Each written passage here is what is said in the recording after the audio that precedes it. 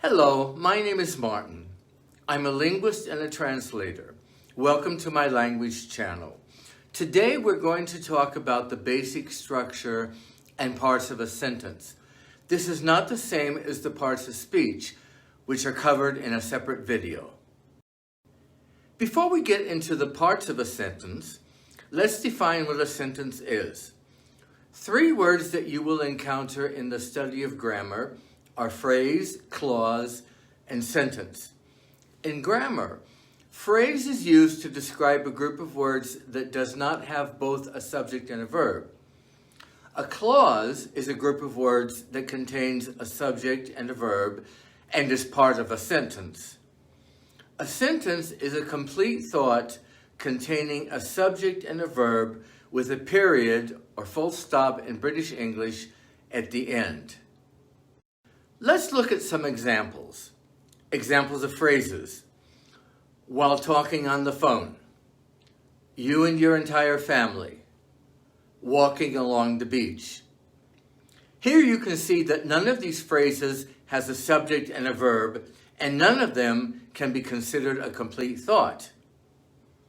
Examples of clauses. While I was talking on the phone. As soon as you hear any news. Because she likes Agatha Christie. Although these clauses do have a subject and a verb, they are still not complete thoughts. Examples of sentences. I was talking on the phone. You heard the news. She likes Agatha Christie. Please note, a sentence is the only group of words that starts with a capital letter and ends with a period or full stop in British English. For more information, check out my separate video on clauses and phrases. Now that we have an understanding of what a sentence is, let's look at the parts that form the structure of a sentence. There are 5 possible parts to a sentence. The first 2 are the most basic components of a complete sentence, and they are subject and predicate. In order to be considered a complete sentence, there must be a subject and a predicate. The next 3 components are very common and are found in most sentences: direct object, indirect object, and complements. Let's look at the subject of a sentence. The subject is the person, place, thing, or concept that is performing the action. It can be a simple noun or pronoun and can include adjectives, determiners, and even clauses. Here are some examples. Simple subject, the house. Subject with adjective, the red house. Subject with adverb, adjective, and relative clause, the very red house that was for sale. Now to the predicate of a sentence. The predicate is the action or state of being that is performed in the sentence. The predicate consists of a verb and can also include modifiers, phrases, and clauses. Here are some examples. Subject and simple predicate. The man is singing. The man is a subject and is singing is the predicate. Subject and predicate with adverb. The man is singing loudly. The man is a subject, is singing is the predicate, and loudly is an adverb that describes how the man is singing. Subject and predicate with adverb and prepositional phrase. The man is singing loudly at the top of his voice. Again, the man is a subject. Is singing is the predicate. Loudly is an adverb, and at the top of his voice is a prepositional phrase that, like loudly, also describes how the man is singing. Direct and indirect objects. The next parts of a sentence we want to discuss are direct and indirect objects.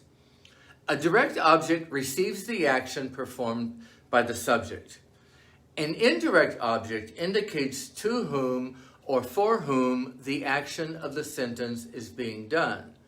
Both are usually a noun or pronoun. Here are some examples of direct and indirect objects. First example, the boy hit the ball. Here, the boy is the subject, hit is the predicate, and the ball is the direct object. The boy gave his sister the ball. Here, his sister is the indirect object. Second example, we bought a new ball. Here, we is the subject, bought is the predicate, and a new ball is the direct object. We bought him a new ball. Here, him is the indirect object. Third example, Jason showed the ball. Jason is the subject, showed is the predicate, and the ball is the direct object. He showed us the ball. Here, us is the indirect object. Let's take a look at the difference between indirect objects and prepositional phrases. Even though an indirect object indicates to whom or for whom the action of the sentence is being done, constructions starting with to or for are prepositional phrases and not indirect objects. The meaning may be the same, but the grammatical structure is different. Let's compare. The boy gave his sister the ball. Here, his sister is an indirect object. The boy gave the ball to his sister. Here, his sister is the object of the preposition to. We bought him a new ball. Here, him is an indirect object. We bought a new ball for him. Here, him is the object of the preposition for. He showed us the ball. Here, us is an indirect object. He showed the ball to us. Here, us is the object of the preposition to. Subject complements. The fifth possible part of a sentence is a component that renames or complements the subject or the object. Subject complements can be an adjective, a noun, or a pronoun that follows a linking verb. Examples of linking verbs are to be, to seem, to sound. Linking verb just means that the verb is used to link the subject or object to its complement. Subject complements that are nouns and pronouns are also referred to as predicate nominatives. Subject complements that are adjectives are also referred to as predicate adjectives. Here are some examples of subject complements. 1. Wonderboom is a great South African band. Here, Wonderboom is the subject, is the linking verb, and a great South African band is a subject complement, also referred to as a predicate nominative. 2. The band sounds amazing. Here, the band is the subject, sounds is the linking verb, and amazing is the subject complement, also referred to as a predicate adjective. 3. The lead singer seems tireless. Here, the lead singer is the subject, seems is the linking verb, and tireless is the subject complement or predicate adjective. Object complements.